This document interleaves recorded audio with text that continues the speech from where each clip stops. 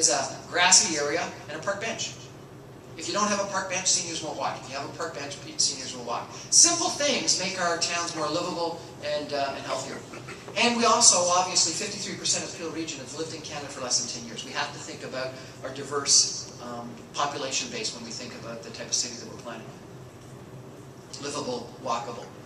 So we've got three major pieces of provincial legislation that we're aware of that we have to think about how we integrate. One is the green belt that we've now approved around the Greater Toronto Area. Second of all is the places to move that says that Peel Region has to grow, and we either choose to grow the same way we've grown in the past, which means that Caledon will have to take the bulk of the growth, Brampton some, Mississauga is probably capped out, or we end up having increased density around those major node areas. And then finally, the only way that you can justify that is with the big move and the transportation we have. You think about the plan of what Mississauga and Brampton could be with the downtown areas and the intensity around downtown Brampton and downtown Mississauga, and the plan that they have for a substantial amount of commercial development. People like Richard are going to go crazy. Eglinton, all the way to downtown Brampton, is going to be, they would like what Yonge Street is today. Commercial activity, both office as well as retail the whole way up. So once again, we're not talking about all. You can see, residential fabric for most of Mississauga and Brampton stays the same, with those major arterial roads changing because of GO and LRT. So you can change the top, big, wide, high, roadways, into the bottom.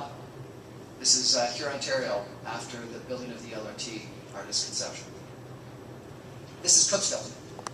Dundas and Huron-Ontario, probably one of the worst intersections in all of Mississauga today.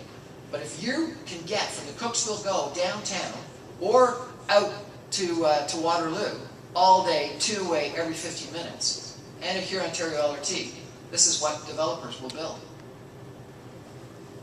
So changing suburbia is probably the biggest thing that will happen. And either it will continue to spread into farmland, because we're going to grow. We are adding, in the next 25 years, Montreal to the Greater Toronto Area. That puts it in perspective for me. That's the population base that is going to move into the Greater Toronto Area in the next 20, 25 years. And so what do we do? Do we do it through sprawl? Do we do it through increased suburbia? I live in a suburban house. I like a suburban house. I like a backyard and a pool. So my life isn't going to be impacted there. But my kids, they want to live near a GO train station. They don't own cars anymore. They're going downtown to work, and they're going downtown for jobs and fun opportunities. And that gives us the vibrancy. Think about what downtown Brampton and the stuff that, Peter, you're doing. It's spectacular with the arts and culture and the chess games and the other things that are going on. The festivals that can happen in downtown Brampton. Think about this waterfront, the face to Peel Region, and what it could do if we had it connected by transit and access it through all the opportunities.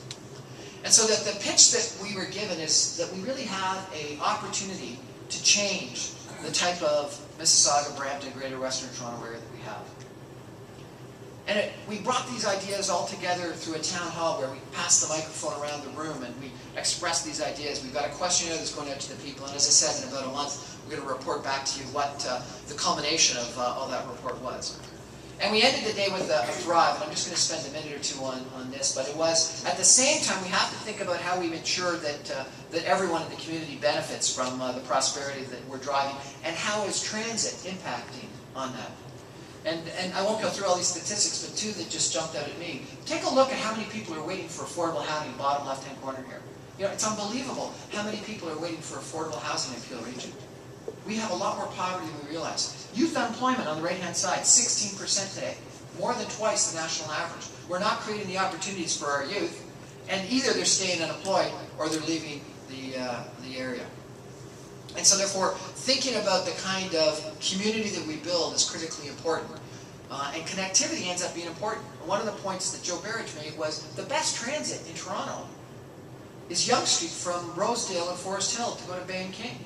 Or it's from Oakville and Clarkson to go to Bay and King. The best transit we have is for the highest income earners. And isn't that kind of a little bit backwards? We should be thinking about the best public transit for the lower income earners, not necessarily for the highest income earners. And why is it there? It's because what's happened is gentrification. As you've got that great transit, because people get tired of congestion, you end up having higher income people move into the area and turn over the community.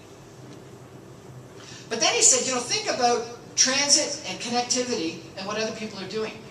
In Singapore, he talked about how universities and pharmaceuticals, so everything that Pill Hill is just down the street on Mississauga Road here, it would be as if you had a major school of pharmacy right next door connected, which you can have when you've got great transit. Versus what we do is we build a standalone Sheridan College that's not integrated with other things. And he said, take a look at Pearson Airport, which is somewhat connected, but compare that to Manchester, which has got this unbelievable amount of fast train development and commercial development right across the street. Connectivity is the key. Jane Jacobs talked about it back in the 1960s. If you want new ideas, you need people to collide on the streets. And if you don't have transit, if you don't have dense environments, if you don't have meeting places, people don't end up colliding and you don't get the provision of good ideas, and new opportunities. So what we tried to do is we tried to give the Western GTA a voice. And I think we gave the Western GTA that voice. We got a ton of media attention. We got a lot of really interested people that came. We broadcast all day long on Rogers. Rogers is going to simplify it down to a 1-hour show. So we gave the Western GTA that voice. And I think we had a role in the current transit and transportation conversation that's going on within the Western GTA. And we're going to, as I said, come back in a couple weeks' time with recommendations that came from those roundtables. And I can't, or Peter can't, because we don't know exactly what people said. But my sense is, out of the 7 mayors that we had, 4 of them said supportive of the big move and supportive of revenue tools. 1 of them said supportive of the big move but not supportive of revenue tools. And 2 of them said supportive of the big move but didn't say on revenue tools. Which is frankly comparable to the poll results. 72% of the people in the Greater Toronto Area today say transit is one of our biggest issues, or congestion is one of our biggest issues, but only 42% are willing to pay anything for it. Because I fear we've been led to believe we can get things for free. And so I think it's going to take political leadership and political will. The final comment that was asked of each one of